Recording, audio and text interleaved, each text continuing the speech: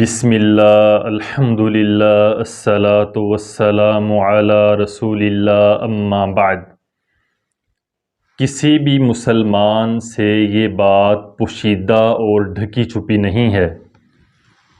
کہ شیطان انسان کا ازلی دشمن ہے۔ وہ بظاہر ہمیں نظر تو نہیں آتا، ہماری آنکھوں سے اوجھل ہے، لیکن اس کی دشمنی ہمارے ساتھ اعلانیہ ہے۔ یعنی اس نے اللہ سبحانہ و تعالی کی قسم اٹھا کر اس بات کا کھلم کھلا اعلان کر رکھا ہے، لَأُغْوِيَنَّهُمْ أَجْمَعِينَ،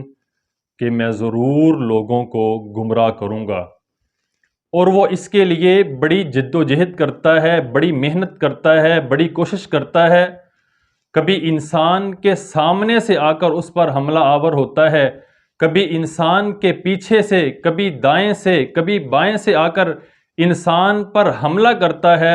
اور اس کو ہدایت کے راستے سے ہٹا کر گمراہی کے راستے پر لگانے کی کوشش کرتا ہے، اللہ کے راستے سے ہٹا کر اس کو گناہوں پہ لگانے کی کوشش کرتا ہے، انسان کو نیکی والے کاموں سے روکتا ہے، اور اس کا مقصد اور اس کا ٹارگٹ یہ ہے اَن یُضِلَّهُمْ ضَلَالًا بَعِیدًا، کہ انسان کو اللہ کے راستے سے ہٹا کر گمراہی کے راستے پر لگا دے اور انسان کو جہنم میں داخل کروا دے۔ اسی لیے اللہ سبحانہ و تعالی قرآن مجید فرقان حمید میں ارشاد فرماتے ہیں، إِنَّ الشَّيْطَانَ كَانَ لِلْإِنسَانِ عَدُوًّا مُبِينًا، کہ بے شک شیطان ہمیشہ سے انسان کا کھلا دشمن ہے۔ آج آپ کے سامنے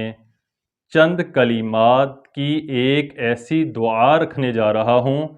جس کے پڑھنے کی برکت کی وجہ سے رسول اللہ صلی اللہ علیہ وسلم فرماتے ہیں کہ شیطان بذات خود اس بات کا اقرار کرتا ہے کہ جو آدمی یہ دعا پڑھ لیتا ہے وہ مجھ سے محفوظ ہو جاتا ہے۔ سنن ابی داؤد کی حدیث نمبر 466 میں ہے، سیدنا عبداللہ بن عمر بن عاص رضی اللہ تعالیٰ عنہ بیان فرماتے ہیں کہ جب رسول اللہ صلی اللہ علیہ وسلم مسجد میں داخل ہوتے تو یہ دعا پڑھا کرتے تھے، اعوذ باللہ العظیم وبوجہہ الکریم وسلطانہ القدیم من الشیطان الرجیم، میں اللہ کی پناہ میں آتا ہوں جو نہایت ہی عظمت والا ہے، اس کے عظیم چہرے